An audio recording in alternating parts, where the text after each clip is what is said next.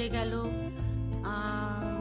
লজ্জা একটা, লোকের কাছে মুখ দেখাবো কি করে, এই রকম ভাবনা চিন্তা ওদের মাথায় আসবে, কিন্তু তাদেরকে প্রশ্রয় দেবেন না। ওরা যাতে সেই ভাবনা চিন্তাটাকে প্রশ্রয় না দেয়, সেই দিকটা আপনারা একটু খেয়াল রাখবেন। আপনারা ওদের পাশে থাকুন, আর ওদেরকে এই ভরসাটুকু দিন যে হ্যাঁ, মা বাবা হিসেবে আমরা তোমার পাশে আছি।